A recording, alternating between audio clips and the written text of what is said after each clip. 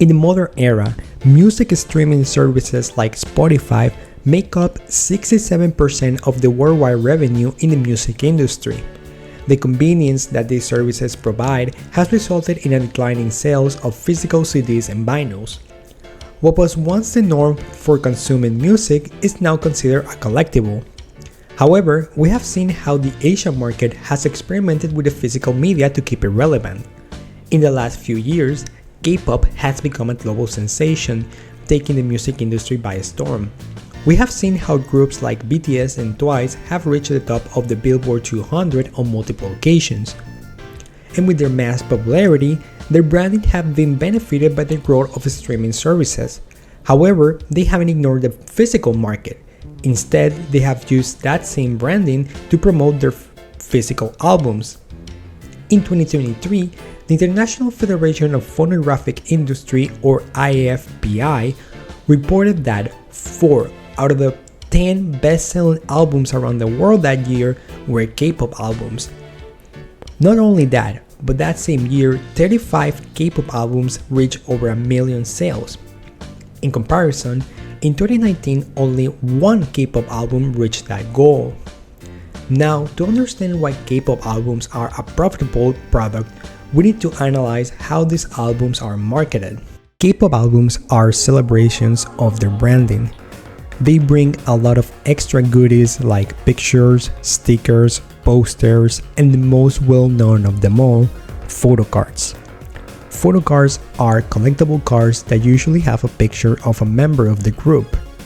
The appeal of photocards is that there's usually a set of cards to collect, but when you buy an album, you only get in a few cards from that collection, and which card you get is random. The nature of photocards resembles the gachapon model that is used for Japanese toys or the modern equivalent of mobile gacha games, but in the case of K-pop photocards, they incentivize socializing with other K-pop fans for trading. That way, you can get the cards from your favorite members. But the nature of photocards have sparked a series of controversies, from abusive practices from record companies, mass wasting, and even the government launching an investigation on the sale of photocards.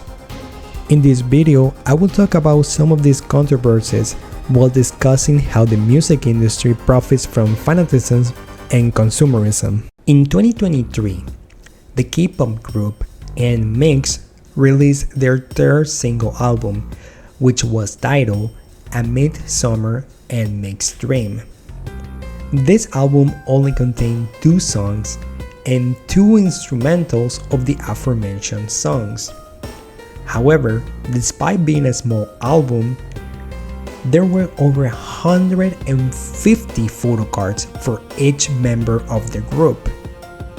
Considering that by the time this album was released there were 6 members, the total amount of photocards in the collection goes over 900.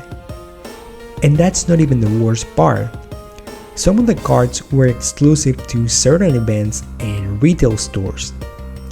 Many fans criticized the absurd amount of photocards, but this strategy worked.